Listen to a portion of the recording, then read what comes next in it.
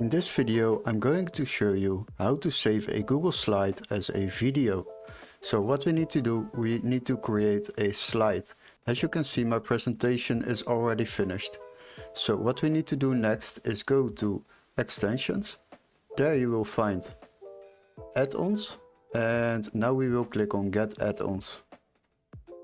So what we need to search for is Creator Studio.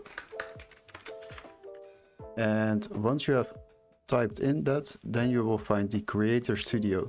So click on that. Now you need to install it. Use your Google account, and once you are logged into it, then you can click allow. And as you can see, it is now currently downloading. And as soon as this extension is added to our library, now we can go to extensions. So go to extensions, and there you will find Creator Studio. So we have three options: create a GIF, a video, or a slidecast. We would like to create a video. So click on that option, and now it's processing our presentation into a video. Now once it's processed, there will be a menu opened, and there we can set up some settings. And then we can export the final file as a video.